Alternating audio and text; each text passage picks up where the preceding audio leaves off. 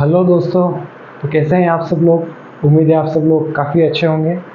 तो देखिए बीच में काफ़ी टाइम से हमारी वीडियोस नहीं आ रही थी केमिस्ट्री की, लेकिन देखिए आज से हम आपको हमारी केमिस्ट्री की नई सीरीज स्टार्ट कर रहे हैं हम, जो होगी हमारी क्लास 12 की केमिस्ट्री। इसमें सारे टॉपिक्स को हम आपको चैप्टर वाइज हम पढ़ाएंगे आपको।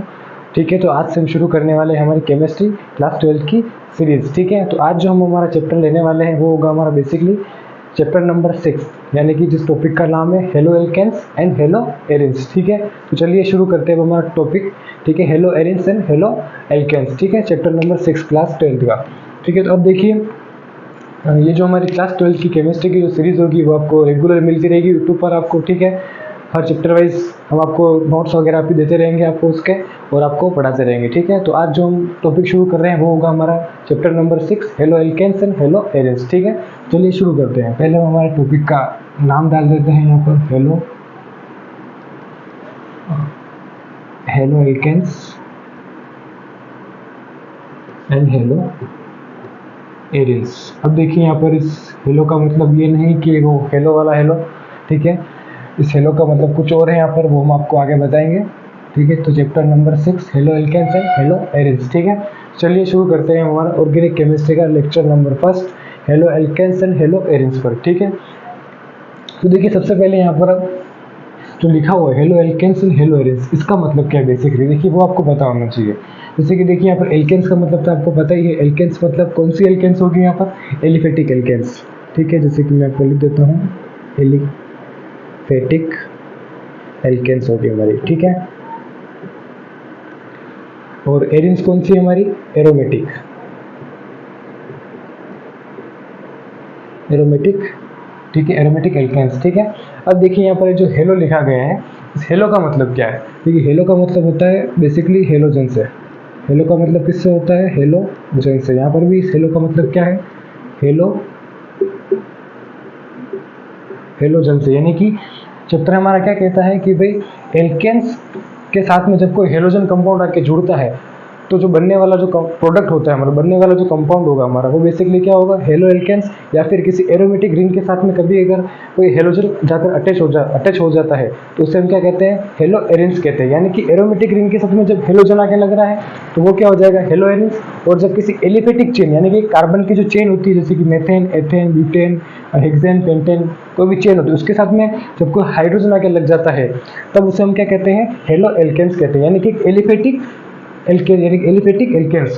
यानी कि एलिफेटिक एल्केन के साथ में जब कोई हेलोजन कंपाउंड आके लग गया उसे हम हेलो एल्केन। और एरोमेटिक कंपाउंड के साथ में जब कोई हेलोजन आके अटैच करता है तो उसे हम क्या कहते हैं, हेलो एरिन्स कहते हैं। ठीक है, तो देखिए वो कैसे अटैच होता है। देखिए जैसे कि मान लीजिए ये हमारी कोई एक एलिफेटिक चेन थी, मान लीजिए ये हमारी CH3, ये CH2, ये CH3। ठीक है, ये मान लीजिए कोई प्रोपेन है। ठीक है, ये हमारी कोई प्रोपेन एलिफेटिक चेन है। ठीक है, अब हेलोजन कंपाउंड यहाँ पर कैसे आके लगेगा देखिए, तो मान लीजिए इनमें से कोई एक हाइड्रोजन, मान लीजिए यहाँ पर 3 हाइड्रोजन थे, यहाँ पर इसको मैं इस टाइप से खोल के लिख देता हूँ। ठीक है, ये 3 हाइड्रोजन हमारे, ज़रूरी नहीं है कि इनमें से कोई हाइड्रोजन को हटा के कोई हेलोजन जुड़े। यहाँ से भी हो सकता है, यहाँ से भी हो सकता है, कहीं से भी हो सकता है। ठीक है, मान लीजिए इस एक हाइड्रोजन की जगह पर मान लीजिए कोई हेलोजन आके अटैच हो जाता है तो ये हमारी बनने वाली जो नई जो सीरीज होगी उसे हम क्या कहेंगे, हेलो एल्केन्स कहेंगे इसको, हेलो एल्केन्स। यानी कि भाई किसी भी एक हाइड्रोजन परमाणु को जब कोई हेलोजन परमाणु विस्थापित कर देता है और उस हाइड्रोजन की जगह पर मान लीजिए कोई हेलोजन परमाणु आके लग जाता है तो बनने वाली जो हमारी सीरीज होगी उसको हम क्या कहेंगे, हेलो एल्केन्स कहेंगे। इसी तरह मान लीजिए कि एरोमेटिक कोई रिंग थी मान लीजिए, ठीक है, ये उसके किसी एक हाइड्रोजन को हटा करके मान लीजिए कोई हेलोजन का कंपाउंड आके लग जाता है तो बनने वाली जो नई हमारा जो कंपाउंड होगा वो हमारा क्या होगा, हेलो एरिन्स। ठीक है, यानी कि एरोमेटिक रिंग में अगर किसी हाइड्रोजन की जगह पर कोई हेलोजन परमाणु आकर लग जाता है तो हमारी वो क्या हो जाएगी, हेलो एरिन्स हो जाएगी। और मान लीजिए किसी एलिफेटिक चेन में किसी एक हाइड्रोजन को हटा करके कोई हेलोजन कंपाउंड आके लग जाए तो उसे हम क्या कहते हैं, हेलो एल्केन्स कहते हैं। ठीक है, तो यहाँ पर आपको इस जो चैप्टर के जो हेडिंग दे रखी है उसका मतलब आपको समझ में आ गया होगा। ठीक है, अब देखिए ये तो हमारा haloalkanes and haloarenes हो गया। तो देखिए अब हम चलिए अब कुछ नई बात, कुछ नेक्स्ट बात करते हैं। ठीक है, देखिए तो चलिए अब देखते हैं हम हमारे नेक्स्ट बात, ठीक है। अब जैसे कि देखिए, अब आप हेलो एल्केन्स और हेलो एरिन्स हो गया। अब यहाँ पर मैंने आपको एक टर्म बताई थी बीच में, यहाँ पर एक उसका क्या बोला था, एरिन्स। एरिन्स का मतलब क्या होता है, एरोमेटिक, ठीक है। और एल्केन्स का मतलब क्या होता है, एलिफेटिक। एलिफेटिक मतलब कोई एक चेन है सिंपल ऐसी, जैसे कि कार्बन की एक चेन है। और एरोमेटिक का मतलब क्या होता है, एक साइक्लिक स्ट्रक्चर होती है, ठीक है। साइक्लिक स्ट्रक्चर होती है, एक साइक्लिक रिंग होती है जो हमारी एरोमेटिक रिंग होनी चाहिए, ठीक है। अब देखिए साइक्लिक स्ट्रक्चर तो एक ये भी होती है, ठीक है, लेकिन क्या ये एरोमेटिक रिंग है, क्या ये एरोमेटिक रिंग है, तो नहीं, ये एक एरोमेटिक रिंग नहीं है, ठीक है। यानी कि हेलो एरिन्स के लिए ज़रूरी क्या है कि वो एरोमेटिक रिंग होनी चाहिए। दूसरी बात, अब आपने देखा होगा कि ये CH3, ये CH2, ये CH2 से ये हमारा हेलो एल्केन बन रहा था। अब देखिए, अब होता क्या है, हेलो एल्केन में जो हेलोजन परमाणु होता है, जिस कार्बन के साथ में जुड़ता है ना, उस कार्बन का जो संकरण होता है, हाइब्रिडाइजेशन होता है, वो हमेशा क्या होता है, sp3 होता है। और किसमें, एलिफेटिक, एलिफेटिक चेन में कह रहा हूँ मैं, ठीक है। एलिफेटिक चेन की बात हो रही है यहाँ पर, ठीक है भाई। अगर एरोमेटिक की बात करें, एरोमेटिक रिंग की बात करें, तो एरोमेटिक रिंग में जब कोई हेलोजन परमाणु जिस कार्बन के साथ में जुड़ता है, उस कार्बन का हाइब्रिडाइजेशन यानी कि संकरण कौन सा होता है, हमेशा sp2 होता है। जैसे कि ये हमारी एरोमेटिक रिंग थी, ठीक है। यहाँ पर कोई एक हेलोजन परमाणु जुड़ा हुआ था। देखिए अब यहाँ पर एक कार्बन, देखिए इस कार्बन के कितने बॉन्ड बन रहे हैं, इस कार्बन ने कितने सिग्मा बॉन्ड बनाए हैं, 1 सिग्मा, 2 सिग्मा, 3 सिग्मा, और ये तो पाई बॉन्ड हो गया हमारा, इसको तो हम गिनेंगे नहीं हाइब्रिडाइजेशन में। तो देखिए 1 2 3 4 कार्बन की 4 वैलेंसी पूरी हो चुकी है।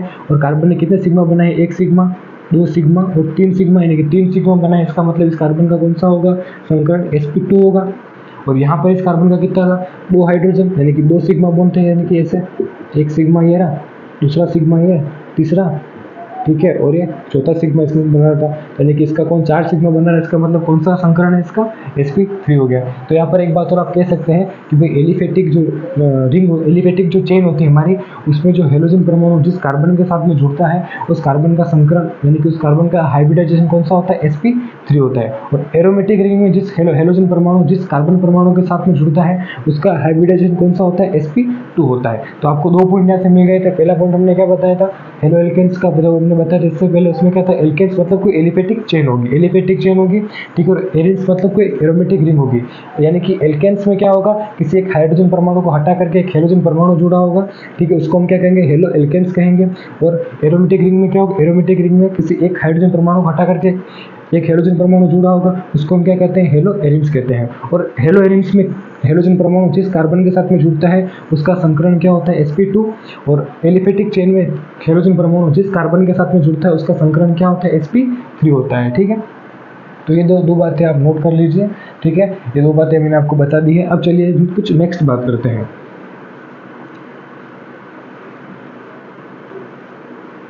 ठीक है, जैसे कि नेक्स्ट बात अब हम करते हैं,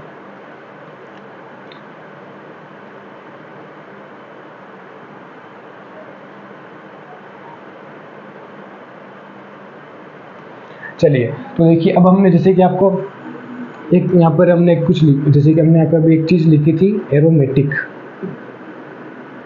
देखिए हेलो एरिन्स को हम क्या कहते हैं, हेलो एरिन्स जो होता है उसमें एरिन्स को हम क्या कहते हैं, एरोमेटिक।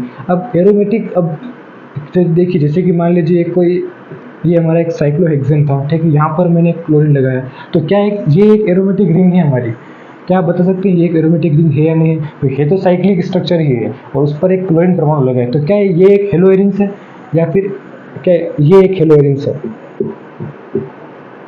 दोनों में से कौन सी हेलो एरिन्स है, और दोनों में से कौन सी एरोमेटिक है। भाई सीधी सी बात है, जो हेलो एरिन्स होगी वो एरोमेटिक होगी, और जो एरोमेटिक है वो क्या, हेलो एरिन्स है। दोनों की बात ये सिमिलर ही है, दोनों एक ही जैसे हैं। तो हेलो एरिन्स मतलब एरोमेटिक कंपाउंड होना चाहिए हमारा। तो क्या ये एरोमेटिक कंपाउंड है, क्या बता सकते हैं इन दोनों में से कौन सा एरोमेटिक कंपाउंड है। तो चलिए देखिए, हम वही बात करते हैं अभी, कि अब मैं आपको बताता हूँ कि कौन सा कंपाउंड एरोमेटिक होता है, कैसे पता कर सकते हैं आप कौन सा कंपाउंड एरोमेटिक है, कौन सा नहीं है, ठीक है। तो ये चीज़ जो होती है कभी कभार आपको एग्जाम में भी देखने को मिलती है, क्वेश्चन इसके देखने को मिल जाते हैं। आपको एग्जामिनर जो होगा आपको 3-4 इंस्ट्रक्शन दे देगा, आपको उसमें से पूछ लेगा कौन सा एरोमेटिक है, कौन सा नॉन एरोमेटिक है, कौन सा एंटी एरोमेटिक है, आपको उसमें बताना पड़ेगा, ठीक है। जैसे कि मान लीजिए क्वेश्चन आपको इस टाइप से देखने को मिलेगा, पूछ लेगा आपसे जैसे कि ये एक रिंग बनाएगा, ठीक है, इस टाइप से, ठीक है। एक और दे देगा, जैसे कि ऐसे CH3, ये CH2, ये CH3, ठीक है। और एक और आपको दे देगा जिसमें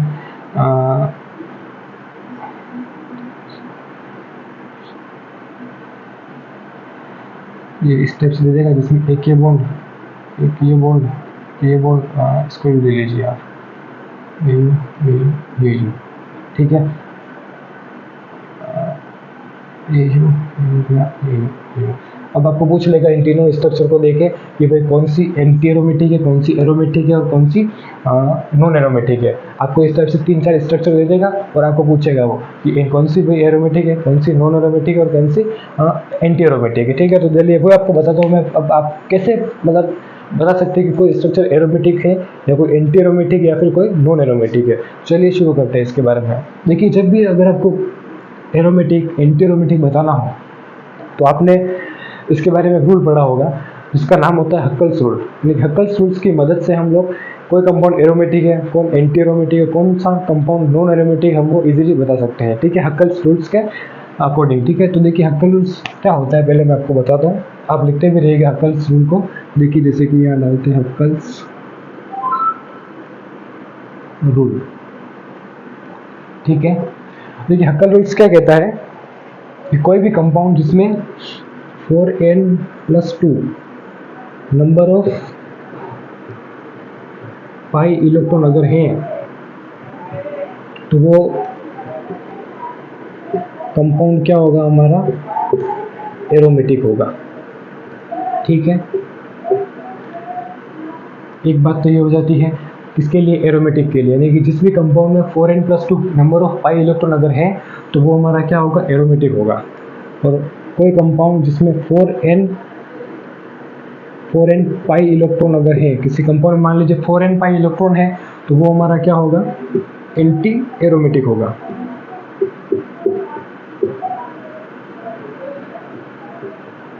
वो कंपाउंड हमारा क्या हो जाएगा, एंटी एरोमेटिक हो जाएगा, ठीक है। अब देखिए ये तो लिखने में तो पता पड़ गया, लेकिन देखिए अब हम इस रूल को हम यूज़ कैसे करेंगे, कोई कंपाउंड एरोमेटिक है या कोई नहीं है, ठीक है। तो मान लीजिए हम इसके लिए लेते हैं, इसके लिए हमने क्या बोला, एरोमेटिक, और 4n पाई इलेक्ट्रॉन के लिए हमने क्या बोला, एंटी एरोमेटिक, ठीक है। इसको मैं थोड़ा आपको इस टाइप से लिख देता हूँ ताकि आपको अच्छे से समझ में आएगा, थोड़ा अलग अलग करके। जैसे कि यहाँ पर हेडिंग डालते हैं अपन एरोमेटिक,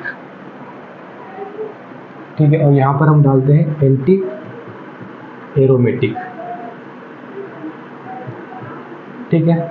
अब यहाँ पर इन दोनों में डिफरेंस करके बताता हूँ आपको। जैसे कि मैं फर्स्ट पॉइंट क्या था हमारा, एरोमेटिक के लिए कितने इलेक्ट्रॉन होने चाहिए, pi electron, 4n+2 pi electron होने चाहिए, ठीक है। इसमें कितने होने चाहिए, 4n पाई इलेक्ट्रॉन इसमें होने चाहिए, ठीक है। अब इसमें n की जो वैल्यू होती है वो हम क्या लेंगे, n की वैल्यू हम क्या लेंगे, 0, 1, 2, 3, 4 और 100 चलती रहेगी, ठीक है।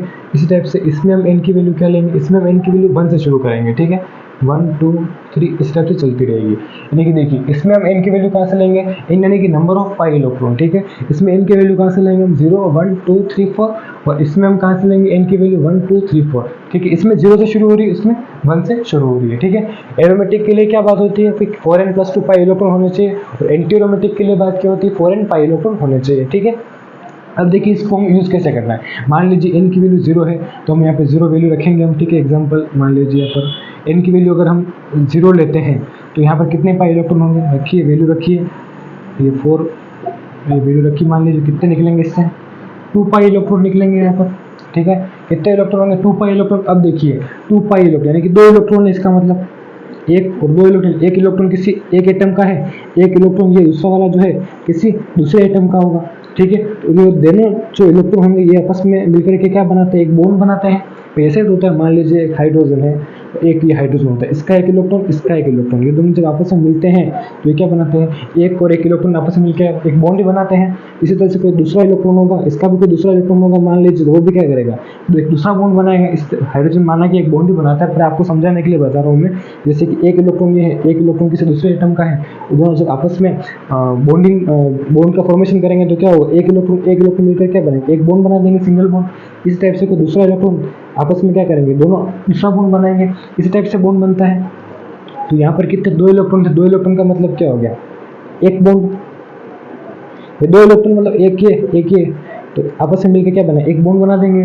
इसी तरह से अगर जब मैं यहाँ पर एन की वैल्यू हमने क्या ली, 0 ली थी, अब मान लीजिए एन की वैल्यू हम लोग 1 लेते हैं, 1 लेंगे तब क्या होगा, 1 + 2 यानी कितना हो जाएगा, 6 पाई इलेक्ट्रॉन हो जाएंगे हमारे। 6 पाई इलेक्ट्रॉन का मतलब कितने बॉन्ड होंगे, 3 बॉन्ड होंगे। 3 बॉन्ड कौन से होंगे, पाई बॉन्ड होंगे। यहाँ पर लिख दीजिए 1 पाई बॉन्ड, ठीक है। इसी तरह से यहाँ पर लिखते हैं 3 पाई बॉन्ड, ठीक है। तो 6 पाई इलेक्ट्रॉन मतलब 1 2 3 4 5 6 यानी कि ये बॉन्ड बनेंगे इस तरह से, क्योंकि 3 पाई बॉन्ड बनेंगे। तो यहाँ पर नंबर ऑफ पाई बॉन्ड की बात हो रही थी, यहाँ पर यानी कि 2 इलेक्ट्रॉन मतलब 1 पाई बॉन्ड, 6 पाई इलेक्ट्रॉन मतलब 3 पाई बॉन्ड, ठीक है। इसी तरह से हम चलते रहेंगे, जैसे कि n बराबर जब 2 रखते हैं हम, उसका मतलब क्या होता है, 4 2 + 2 ये कितने हो जाएंगे, 10 पाई इलेक्ट्रॉन। तो ये 10 पाई का मतलब कितने बॉन्ड होंगे हमारे, 5 पाई बॉन्ड होंगे, ठीक है। इसी तरह से इसमें लेते हैं, जैसे कि हम देखिए एग्जांपल में 4n इलेक्ट्रॉन होना चाहिए, ठीक है। मान लीजिए n बराबर हम जब 1 लेते हैं, इसमें 0 तो होता ही नहीं है, क्योंकि 0 होगा तो फिर इलेक्ट्रॉन कितने 0 हो जाएंगे, 0 इलेक्ट्रॉन तो होने वाले हैं नहीं है, ठीक है। इसलिए मैं यहाँ पर 0 को काउंट नहीं करते हैं, ठीक है। 0 को क्यों नहीं काउंट किया, अगर हम मान लीजिए यहाँ पर 0 रखेंगे वैल्यू, हम n की जगह 0 रखते हैं, तो 4 × 0 क्या होगा, 0 होगा, नहीं 0 इलेक्ट्रॉन मतलब एक ही बॉन्ड नहीं होगा, वो पॉसिबल नहीं होगा, ठीक है। यहाँ पर हम n की वैल्यू जब 1 रखते हैं तो कितना आएगा, 4 इलेक्ट्रॉन आएंगे, मतलब 4 पाई इलेक्ट्रॉन आएंगे। और 4 पाई इलेक्ट्रॉन का मतलब कितने बॉन्ड, 2 बॉन्ड, 2 पाई बॉन्ड। और इस तरह जब हम n की वैल्यू 2 रखते हैं तब कितने आएंगे, 8 पाई इलेक्ट्रॉन, मतलब 8 पाई इलेक्ट्रॉन मतलब कितने बॉन्ड हो जाएंगे, 1 2 3 4 बॉन्ड हो जाएंगे, 4 पाई बॉन्ड हो जाते हैं, ठीक है। इसी तरह से हम वैल्यू रखते जाएंगे और हमारे पास बॉन्ड और इलेक्ट्रॉन की संख्या आती जाएगी, ठीक है। अब देखिए एरोमेटिक एंटी एरोमेटिक हमने बात कर ली भाई कि हकलूस के हिसाब से इसमें 4n + 2 पाई इलेक्ट्रॉन होते हैं, इसमें 4n पाई इलेक्ट्रॉन होते हैं। भाई n की वैल्यू 0 1 2 3 4 होती है, इसके लिए n की वैल्यू 1 2 3 4 होती है, और हमने सारी वैल्यू रखी। इससे हमें क्या मिला भाई एरोमेटिक में कि 2 pi electron, 6 pi electron, 10 pi electron, और बॉन्ड के हिसाब से देखें तो 1 pi bond, 3 pi bond, 5 pi bond. यानी कहने का मतलब क्या है, कोई भी एरोमेटिक कंपाउंड है अगर, तो उसमें क्या होगा, या तो 2 पाई इलेक्ट्रॉन होंगे, या फिर 6 पाई इलेक्ट्रॉन होंगे, या फिर 10 पाई इलेक्ट्रॉन होंगे, और भी हो सकते ज़्यादा। जैसे जैसे वैल्यू बढ़ते जाएंगे वैसे वैसे इलेक्ट्रॉन की वैल्यू जो है बढ़ती जाएगी, ठीक है। अब जैसे कि 2 pi electron, 6 pi electron, 10 pi electron होंगे एरोमेटिक कंपाउंड के लिए, ठीक है। या तो आप इसको याद कर लो 2 पाई, 6 पाई, 10 पाई इलेक्ट्रॉन, ठीक है। या फिर आप इन बॉन्ड को याद करो, जैसे कि 1 पाई बॉन्ड, 3 पाई बॉन्ड, मतलब कहने का मतलब जिसमें भी ओड नंबर में पाई बॉन्ड होते हैं वो हमेशा हमारा एरोमेटिक कंपाउंड होता है, ठीक है। ओड नंबर में पाई बॉन्ड कहने का मतलब 1 पाई बॉन्ड या फिर 3 पाई बॉन्ड। अब 1 पाई बॉन्ड उसमें कितने इलेक्ट्रॉन हो सकते हैं, 2 इलेक्ट्रॉन हो सकते हैं, तो 2 पाई इलेक्ट्रॉन हो गए। अब 3 पाई बॉन्ड यानी कि कितने इलेक्ट्रॉन होंगे, 6 इलेक्ट्रॉन होंगे। 10 पाई बॉन्ड मतलब कि कितने इलेक्ट्रॉन हो जाएंगे हमारे, सॉरी 5 पाई बॉन्ड यानी कि 10 पाई इलेक्ट्रॉन हो जाएंगे, ठीक है। अब इस तरह से जब हम एंटी एरोमेटिक की बात करते हैं, तो एंटी एरोमेटिक में क्या होता है, जब भी 4 पाई इलेक्ट्रॉन होंगे तब कितने बॉन्ड होंगे, मतलब एंटी एरोमेटिक में हमेशा इवन नंबर में बॉन्ड्स होते हैं, जैसे कि 2 पाई बॉन्ड, 8 पाई बॉन्ड, इस टाइप से, ठीक है। 2 पाई बॉन्ड, 4 पाई बॉन्ड, इस टाइप से 2 पाई बॉन्ड, 4 पाई, 6 पाई, 8 पाई, इस टाइप से बॉन्ड होंगे। और इलेक्ट्रॉन्स कितने होंगे, 4 पाई इलेक्ट्रॉन। अब आपको क्या करना है, आप खाली इस टर्म को याद कर लीजिए। इसमें इस फर्स्ट अगर आपको इलेक्ट्रॉन के हिसाब से देखना है कि कोई कंपाउंड एरोमेटिक है, कोई कंपाउंड एरोमेटिक है या नहीं, तो आपको क्या करना है, इस फर्स्ट वाले जो इलेक्ट्रॉन है एंटी एरोमेटिक के लिए इस 4 पाई इलेक्ट्रॉन को याद कर लीजिए, और एरोमेटिक के लिए आप किसको याद कर लीजिए, 2 पाई इलेक्ट्रॉन को, ठीक है। एक तरीका आपके पास ये है कि आप इलेक्ट्रॉन को याद कर लीजिए। फिर एरोमेटिक कंपाउंड देखना है तो हमेशा 2 पाई इलेक्ट्रॉन से आपको इलेक्ट्रॉन गिनना शुरू करना है, और एंटी एरोमेटिक के लिए देखना है तो आपको हमेशा 4 पाई इलेक्ट्रॉन से गिनना शुरू करना है। जैसे कि आपको मैं एग्जाम्पल के हिसाब से बताता हूँ, आपको उससे काफ़ी अच्छा समझ में आ जाएगा। मतलब देखिए एरोमेटिक और एंटी एरोमेटिक पता करना है तो आपको इतना कुछ करने की जरूरत नहीं, आपको सिर्फ 2 चीज़ें देखनी है, या तो इलेक्ट्रॉन्स की संख्या गिन लो या फिर आप पाई नंबर ऑफ पाई बॉन्ड गिन लो, ठीक है। जैसे कि मान लीजिए ये कोई स्ट्रक्चर है हमारे पास, ठीक है, इसमें ये बॉन्ड है, इसमें कितने पाई बॉन्ड है, आपको पाई बॉन्ड दिख रहे होंगे, 3 पाई बॉन्ड है। अब 3 पाई बॉन्ड है तो भाई पाई बॉन्ड कितने नंबर में, ओड नंबर में, यानी कि विषम संख्या में है पाई बॉन्ड हमारे। और जब भी विषम संख्या में पाई बॉन्ड होंगे हमारे, वो हमारा कंपाउंड कैसा होगा, वो हमारी स्ट्रक्चर कैसी होगी, एरोमेटिक हो जाएगी, ठीक है। या तो आप इस तरीके से ले लीजिए, आप पाई बॉन्ड को गिनो डायरेक्ट, अगर ओड नंबर में पाई बॉन्ड आ रहे हैं मतलब वो क्या है, एरोमेटिक कंपाउंड है। अगर आप पाई बॉन्ड से ना गिनो, इलेक्ट्रॉन से गिनना चाहो तो इलेक्ट्रॉन से कैसे गिनोगे, 1 पाई बॉन्ड मतलब 2 इलेक्ट्रॉन, इस टाइप से एक और ये, इस टाइप से एक और, यानी कि इसमें भी 2 इलेक्ट्रॉन, इसमें भी 2 इलेक्ट्रॉन, इसमें भी 2 इलेक्ट्रॉन, कितने इलेक्ट्रॉन हो गए, 6 पाई इलेक्ट्रॉन हो गए। 6 पाई इलेक्ट्रॉन है मतलब क्या हमारा कौन सा कंपाउंड, एरोमेटिक कंपाउंड। इसको आप ऐसे कर लो, जैसे कि हमेशा एरोमेटिक में क्या होता है, एरोमेटिक में 2 पाई इलेक्ट्रॉन से शुरू करते हैं अपन, उसमें आप चार चार चार जोड़ते जाओ, जैसे 2 पाई इलेक्ट्रॉन, फिर 4 जोड़ोगे कितना आएगा 6 पाई इलेक्ट्रॉन, फिर 4 जोड़ोगे कितना आएगा 10 पाई इलेक्ट्रॉन, फिर 4 जोड़ोगे कितना आएगा 14 पाई इलेक्ट्रॉन। यानी कि ये हमारे जब इस संख्या में आपको इलेक्ट्रॉन मिलते हैं वो हमेशा हमारे क्या होते हैं, एरोमेटिक कंपाउंड होते हैं। या तो आप ऐसे कर लो, इलेक्ट्रॉन को गिनकर आप एरोमेटिक बता सकते हो। 2 पाई से 2 में 4 जोड़ा यानी कि 6 में वापस 4 जोड़ेंगे 10, यानी कि 4 का गैप होगा। 2 pi electron, 6 pi electron, 10 pi electron, 14 pi electron, वो हमारा कौन सा कंपाउंड होगा, एरोमेटिक। या फिर आप इससे नहीं कर बॉन्ड से गिन सकते हो, बॉन्ड वाला काफ़ी सरल रहेगा आपके लिए। तो करना क्या है, सिर्फ आपको तो देखना है कि ओड नंबर में है या नहीं पाई बॉन्ड हमारा। अगर ओड नंबर में पाई बॉन्ड आ रहे हैं मतलब कौन सा कंपाउंड हमारा एरोमेटिक कंपाउंड है। इसी तरह से मान लो जैसे एंटी एरोमेटिक पता करना हो, तो मान लीजिए कोई स्ट्रक्चर है, इसमें हमारे 2 पाई बॉन्ड है, अब 2 पाई बॉन्ड है, 2 पाई बॉन्ड है, इसका मतलब जो बॉन्ड की संख्या है किस में आ रही है, इवन नंबर में आ रही है, सम संख्या में आ रही है। और सम संख्या में जब भी आएगी तब हमारा कौन सा कंपाउंड होगा, वो एंटी एरोमेटिक हो जाएगा। ठीक, एक तरीका तो ये हो गया। या फिर आप इलेक्ट्रॉन की संख्या से गिन लीजिए, इसमें कितने इलेक्ट्रॉन है, इसमें 2 इलेक्ट्रॉन होंगे, इसमें भी 2 इलेक्ट्रॉन होंगे, यानी कितने इलेक्ट्रॉन है 4 पाई इलेक्ट्रॉन हो जाएंगे। और 4 पाई इलेक्ट्रॉन होता है तब हमारा कौन सा कंपाउंड होता है, एंटी एरोमेटिक होता है। इसमें अब आपको इलेक्ट्रॉन कैसे गिनने हैं, 4, इसमें आपको मैंने क्या बोला था, आपको एक एक फर्स्ट इलेक्ट्रॉन वाले की आपको जो टर्म है वो आपको याद रखनी है। जैसे इसमें 2 पाई इलेक्ट्रॉन याद रखना है, तो एंटी एरोमेटिक के लिए आपको 2 पाई इलेक्ट्रॉन याद रखना है, और एंटी एरोमेटिक के लिए आपको 4 पाई इलेक्ट्रॉन आपको याद रखना है। ठीक है, अब आपको क्या करना है, बस 4 जोड़ते जाना है। इसमें 4 जोड़ेंगे तो कितना आएगा, आपको 8 पाई इलेक्ट्रॉन। इसी टाइप से आपको वापस 8 जोड़ोगे तो कितना आएगा 12 पाई इलेक्ट्रॉन। ठीक है, याद इससे याद कर लीजिए, 4, 8, 12, 16, 20, इस टाइप से याद कर लीजिए। अगर इस संख्या में अगर इलेक्ट्रॉन आपको मिल रहे हैं तो वो हमारा कौन सा कंपाउंड, एंटी एरोमेटिक है। लेकिन सबसे बढ़िया क्या रहेगा आपके लिए, पाई बॉन्ड को गिन लो डायरेक्टली। पाई बॉन्ड गिनते हो अगर आप, और आपके पास सम संख्या में पाई बॉन्ड आ रहे हैं तो वो हमारा कंपाउंड कौन सा है, एंटी एरोमेटिक है। अगर विषम संख्या में पाई बॉन्ड आ रहे हैं तो वो हमारा कौन कैसा हो जाएगा, एरोमेटिक कंपाउंड हो जाएगा। ठीक है, अब देखिए मैंने बोला था एक टर्म बताई थी आपको, नॉन एरोमेटिक। नॉन एरोमेटिक मतलब जो, भाई सीधी सी बात है, नॉन एरोमेटिक क्या होगा, जिसमें ना तो ये वाला सिस्टम फॉलो होगा, जिसमें ना तो ये इस सिस्टम फॉलो होगा। कहने का मतलब उसमें पाई बॉन्ड्स होंगे नहीं, जिसमें पाई बॉन्ड नहीं होंगे तो वो हमारे क्या हो जाएगा, तो एलिफेटिक स्ट्रक्चर हो जाएगी, जैसे कि CH3, CH2, ये CH3, ये हमारा एक नॉन एरोमेटिक कंपाउंड ही, इसमें पाई बॉन्ड का है, पाई बॉन्ड थोड़ी इसमें। ठीक है, या फिर आपकी कोई एक साइक्लिक स्ट्रक्चर ऐसे नॉर्मल ले लें तो ये हमारे क्या एक साइक्लिक स्ट्रक्चर, ये कोई एरोमेटिक एंटी एरोमेटिक कंपाउंड थोड़ी ना है, ये एक साइक्लिक स्ट्रक्चर है। इसी तरह से ये कंपाउंड एलिफेटिक, तो ये भी हमारी क्या हो जाएगी, नॉन एरोमेटिक कंपाउंड है।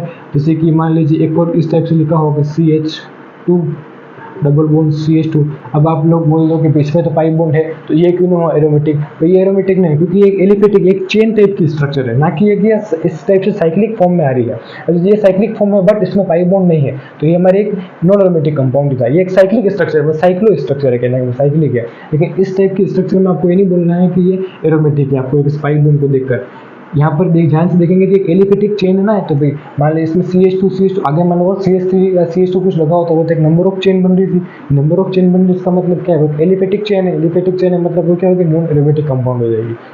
ठीक है, तो एरोमेटिक और एंटी एरोमेटिक पता करने के लिए सबसे बढ़िया हक्कल रूल ने क्या बोला था कि नंबर ऑफ पाई इलेक्ट्रॉन आपको गिनने हैं, तो नंबर ऑफ पाई इलेक्ट्रॉन होंगे वो हमारा क्या होगा, एंटी एरोमेटिक हो सकता है, तो एरोमेटिक कंपाउंड होगा। एरोमेटिक कौन सा होगा, जिसमें ओड नंबर में पाई बॉन्ड होंगे, और एंटी एरोमेटिक इसमें इवन नंबर में पाई बॉन्ड्स होंगे। आपको बस गिनना है इस तरह से। जैसे कि आपको एक क्वेश्चन देता हूँ मैं, उससे आपको और अच्छे से समझ में आ जाएगा यार। जैसे कि क्वेश्चन है हमारा ये, ठीक है, मान लीजिए मैंने आपको एक स्ट्रक्चर दी, एक ये हमारा, ठीक है, दूसरा एक ये हमारा, इसमें यहाँ पर एक नेगेटिव है। ठीक है, अब आपको पूछे इन दोनों में से कौन सी स्ट्रक्चर जो एरोमेटिक है, कौन सी एंटी एरोमेटिक है, आपको गिनना है। ठीक है, मैं लिख देता हूँ मैं एंटी एरोमेटिक, ठीक है, और एरोमेटिक स्ट्रक्चर आपको बतानी है कौन सी इसमें से एंटी एरोमेटिक है और कौन सी एरोमेटिक है। ठीक है, यहाँ पर ले लीजिए आपको A, यहाँ पर ले लीजिए B। ठीक है, अब देखिए आप फर्स्ट स्ट्रक्चर देखिए A वाली, इसमें आप ध्यान से देखेंगे इसमें कितने पाई बॉन्ड बन रहे हैं, एक पाई बॉन्ड है। एक पाई बॉन्ड है, इसका मतलब ओड नंबर में मिल रहे हैं पाई बॉन्ड अपने को, तो जब भी ओड नंबर में पाई बॉन्ड मिलते हैं आपको, वो हमारा कौन सा होता है, एरोमेटिक होता है। ठीक है, नंबर ऑफ पाई इलेक्ट्रॉन आप गिन लीजिए, चाहे तो गिनना चाहें तो आप, कितने इलेक्ट्रॉन है, number of pi electron 2 pi electron है, 2 पाई इलेक्ट्रॉन मतलब एरोमेटिक हो गया।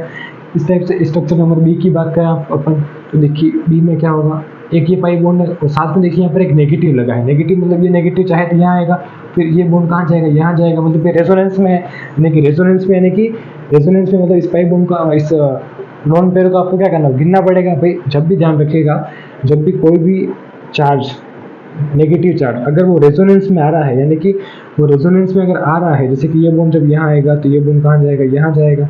ठीक इस तरह से अगर रेजोनेंस में आ रहा है तो उसको हमें हमेशा गिनना है। ठीक है, तो यहाँ पर देखिए जैसे कि यहाँ पर ये जो हमारा नेगेटिव चार्ज है यहाँ पर, ठीक है, ये हमारा रेजोनेंस में आ रहा था, ये यहाँ आएगा तो ये कहाँ जाएगा, इस तरफ जाएगा। ये रेजोनेंस में आ रहा है, इसका मतलब इसको हमें गिनना पड़ेगा। गिनेंगे तो यहाँ पर कितने पाई बॉन्ड निकलेंगे, तो ये भी तो एक पाई बॉन्ड ही है। ये यहाँ पर आगे क्या कर रहा है, इस टाइप से स्ट्रक्चर फॉर्म कर रहा है, ये इस टाइप से। और ये बॉन्ड हमारा कहाँ जाएगा, यहाँ जाएगा, तो यहाँ पर नेगेटिव आ जाएगा। ठीक है, इस तरह से ये भी पाई बॉन्ड का फॉर्मेशन तो कर रहा है, यानी कि पाई बॉन्ड का फॉर्मेशन कर रहा है, मतलब इसको भी हमें गिनना है। तो अब गिन लीजिए कितने पाई बॉन्ड होंगे इस स्ट्रक्चर में हमारे, एक ये यानी कि 2 पाई बॉन्ड है हमारे, और 2 पाई बॉन्ड है, इसका मतलब वो क्या होगा, हमारा एंटी एरोमेटिक हो जाएगा कि नहीं हो जाएगा, क्या हो जाएगा हमारा, एंटी एरोमेटिक हो जाएगा। क्योंकि इवन नंबर में बॉन्ड मिल रहे हैं तो हमारा क्या हो जाएगा, एंटी एरोमेटिक। चाहे तो आप इलेक्ट्रॉन गिन लो कितने, इसमें दो यानी कि 4 पाई इलेक्ट्रॉन है, और 4 पाई इलेक्ट्रॉन इसका मतलब वो क्या हो गया, एंटी एरोमेटिक हो गया। ठीक है, तो अब यहाँ से आपको समझ में आ गया, कोई भी आपको एग्जामिनर कभी भी कोई स्ट्रक्चर देगा आपको, तो वहाँ से आप बता सकते हो इजीली आप कौन सा कंपाउंड एरोमेटिक है और कौन सा एंटी एरोमेटिक है। ठीक है, तो यहाँ पर देखिए आपको ये नई टर्म जो थी वो समझ में आई होगी। अब एरोमेटिक कंपाउंड्स क्या होते हैं, एंटी एरोमेटिक क्या होते हैं और नॉन एरोमेटिक क्या होते हैं। ठीक है, तो चलिए अब हम नेक्स्ट की बात करते हैं। नेक्स्ट चीज़ क्या है हमारी इसमें,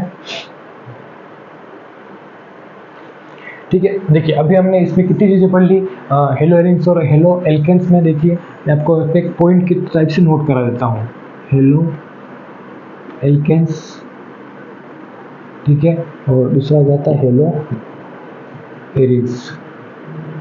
ठीक है, फर्स्ट लाइन क्या थी हमारी, हेलो एल्केन्स मतलब क्या होता है, जो एलिफेटिक हाइड्रोकार्बन से मिलकर बनते हैं। यहाँ पर लिख लीजिए आप, एलिफेटिक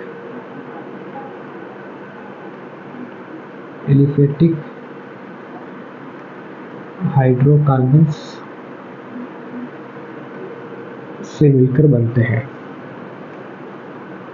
ठीक है,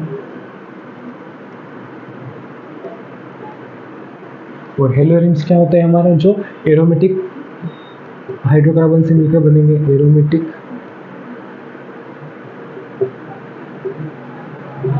हाइड्रोकार्बन से मिलकर बनते हैं। ठीक है, फर्स्ट पॉइंट हमारा ये हो गया। सेकंड पॉइंट हमारा क्या होगा, यहाँ से हेलो एल्केन्स क्या होंगे, जिसमें हाइड्रोजन परमाणु जिस कार्बन परमाणु से जुड़ेगा वो कार्बन हमेशा कौन सा होगा, sp3 संकरित होगा, यानी कि sp3 उसका क्या होगा, हाइब्रिडाइजेशन होगा हमारा। तो यहाँ पर लिख लीजिए कि हेलोजन एटम जिस कार्बन से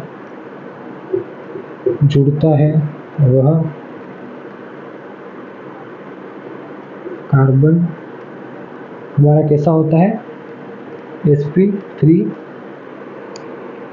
संकरित होता है। ठीक है, तब तक चलिए आप ये लिखिए, जब तक मैं इस पर थोड़ा इंक विंक डाल देता हूँ।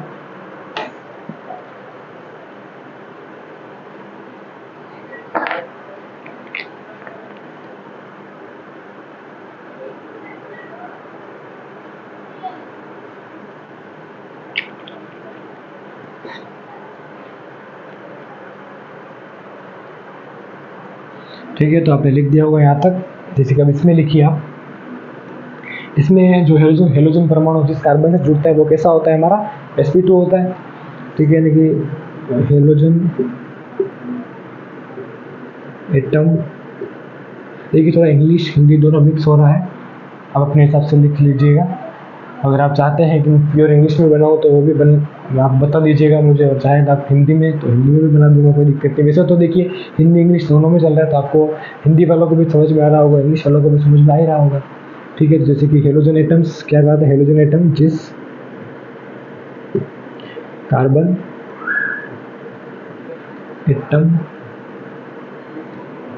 से जुड़ता है वो कार्बन कैसा होता है, sp2 संकरित होता है।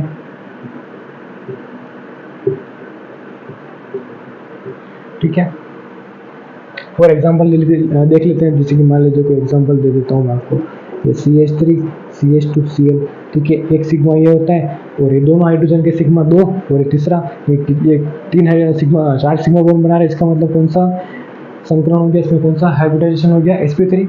और इसमें जैसे कि ये हमारा कोई एरोमेटिक कंपाउंड बना, कितने पाई बॉन्ड है, 3 पाई बॉन्ड है। ठीक है, ये हमारा हेलोजन लगा, तो यहाँ पर जो कार्बन होगा वो कितने बॉन्ड बना रहा है, sigma bond, 1 sigma 2 sigma 3 sigma.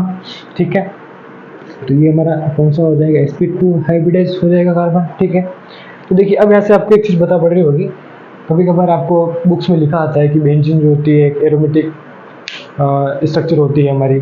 तो देखिए बेंजीन एरोमेटिक स्ट्रक्चर क्यों होती है वो आपको अब समझ में आ गया होगा। हमारे पिछले वाले जो हमने लिया था एरोमेटिक कौन सा होता है, एंटी एरोमेटिक कौन सा होता है, जो हमने आपको बताया था, उससे आपको समझ में आ गया होगा कि भाई बेंजीन की स्ट्रक्चर कैसी होती है। ऐसी तो होती है बेंजीन, 6 कार्बन होते हैं जिसमें 3 पाई बॉन्ड होते हैं, ये हमारी बेंजीन होती है हमारी। ठीक है, अब बेंजीन में कितने पाई बॉन्ड है, 1 2 3 पाई बॉन्ड है। ठीक है, 3 पाई बॉन्ड, इसका मतलब ओड नंबर में पाई बॉन्ड, और ओड नंबर में पाई बॉन्ड, इसका मतलब वो क्या हो गया, एरोमेटिक कंपाउंड हो गया। तो बेंजीन हमेशा क्या होती है, एरोमेटिक कंपाउंड होती है। ठीक है, अब आपसे कभी को पूछ ले कि बेंजीन कैसी होती है, एरोमेटिक, इंटेरोमेटिक या नॉन एरोमेटिक, तो आप इजीली बता देंगे कि बेंजीन जो होती है हमारी एक एरोमेटिक स्ट्रक्चर होती है। ठीक है, यहाँ तक आपने लिख दिया होगा। चलिए अब इसका हम नेक्स्ट पॉइंट लिखते हैं। नेक्स्ट पॉइंट क्या था अब हमारा इसका, कि ये हेलोजन एटम जिस कार्बन से जो होता है वो ये होता है sp2 होता है। ठीक है, हाँ मतलब मेन ही होता है हेलो एल्केन्स और हेलो एरिन्स। ठीक है, अब देखिए अब मैंने आपको इसमें एक चीज़ ये भी बताई थी आपको इसमें कि हेलो एल्केन्स और हेलो एरिन्स बनते कैसे हैं। मतलब हाइड्रोजन परमाणु को जब कोई हेलोजन परमाणु प्रतिस्थापित यानी कि उसका डिस्प्लेसमेंट कर लेता है, तो बनने वाली स्ट्रक्चर होती है वो हमारी क्या होती है, एक हेलो एरिन से हेलो एल्केन होती है। जैसे कि कैसे, एक मान लीजिए एक हेलो एल्केन है हमारी कोई, ये CH3 ठीक है। अब मान लीजिए कोई हेलोजन आया, ठीक है, रिएक्शन करने, ठीक है, उसने क्या किया, इसमें से कोई भी एक हाइड्रोजन को हटाया और उस जगह पे आकर वो खुद लग गया। जैसे कि ये CH3 कैसे लगेगा, ये CH इस टाइप से हमारा हाइड्रोजन जुड़े होते हैं इससे। ठीक है, इसमें से किसी एक हाइड्रोजन पर इसने अटैक किया और ये हाइड्रोजन यहाँ से निकला और यहाँ पर क्या लग गया, हमारा हेलोजन परमाणु आके लग गया। ये CH3, ये CH, ये CH और ये C, यानी कि इस हाइड्रोजन को हटा करके खुद आके लग गया। तो यानी कि भाई तू जा, भाई मैं आ रहा हूँ भाई तेरी जगह पे, तो तू गया और मैं आया, तो ये देखिए हेलोजन यहाँ पर लग गया और ये हमारा क्या बन जाता है, हेलो एल्केन। इसी तरह से जब आपको हेलो एरिन्स बनाना हो वो कैसे बनेगा, हेलो एरिन्स कैसे बनेगी, जो वैसे ही, जैसे कि देखिए मान लीजिए कोई एरोमेटिक हमारी रिंग है, ठीक है, उसका ये कार्बन है, एक कार्बन देखिए 1 2 3 यानी कि 3 बॉन्ड बनाए हुए हैं। जो चौथा बॉन्ड होगा हमारा क्या होगा, हाइड्रोजन के साथ में होगा। आपको ये तो पता ही होगा भाई कार्बन जो होता है वो कितने बॉन्ड बना सकता है, मैक्सिमम 4 बॉन्ड ही बनाता है, क्योंकि उसके आउटरमोस्ट शेल में 4 इलेक्ट्रॉन होते हैं। ठीक है, अब इस हाइड्रोजन को जब कोई हेलोजन परमाणु आकर के इसको प्रतिस्थापित कर देता है, फिर डिस्प्लेसमेंट इसका कर देता है, तो जो बनने वाली स्ट्रक्चर होती है हमारी वो कैसी होती है, हमारी एक हेलो एरिन्स होती है। ठीक है, ये हमारी, इसको हम क्या कहेंगे, हेलो एरिन्स। ठीक है, तो ये हेलो एरिन्स होती है हमारी, और ये क्या होती है, हेलो एल्केन्स, यानी कि एलिफेटिक एल्केन से हम क्या कहते हैं, इसे हम क्या कहते हैं, एलिफेटिक एल्केन कहते हैं। जब इस एलिफेटिक एल्केन में से कोई हेलोजन परमाणु की मदद से हट जाता है, उसकी जगह पर वो हेलोजन परमाणु आकर लग जाए, तो उसको हम क्या कहते हैं, हेलो एल्केन। और जब इस साइड एरिन्स में यानी एरोमेटिक रिंग में हाइड्रोजन परमाणु को हटा करके कोई हेलोजन परमाणु आकर लग जाता है, उसको हम क्या कहते हैं, हेलो एरिन्स कहते हैं। ठीक है, और दूसरी बात, हेलो एरिन्स में जो हेलोजन परमाणु जिस कार्बन के साथ जुड़ा होता है वो कार्बन हमेशा कैसा होता है, sp2 संकरित होता है, यानी कि sp2 हाइब्रिडेशन होता है उसका। और इसी तरह जब हेलो एल्केन्स में हेलोजन परमाणु जिस कार्बन के साथ में लगता है उसका हाइब्रिडाइजेशन कैसा होता है, sp3 होता है, क्योंकि कितना सिग्मा बना रहा है, 1 2 3 4 4 सिग्मा बॉन्ड बना है, 4 सिग्मा, इसका मतलब sp3 हो जाएगा। ठीक है, तो चलिए अब हम हमारे अगला टॉपिक देखते हैं। इसी में ही मेरे हिसाब से क्लास काफ़ी लंबी हो गई होगी। चलिए अब हम एक काम करते हैं, हमारा जो नेक्स्ट टॉपिक है हमारा जो नोमेनक्लेचर का है, वो हम हमारी नेक्स्ट वीडियो में लेंगे, ठीक है। तब तक के लिए आप ये वीडियो देखिए, समझिए, कुछ समझ में ना आए तो आप कमेंट कीजिए, ठीक है। तब तक चलिए मिलते हैं हमारी नेक्स्ट वीडियो में, ठीक है।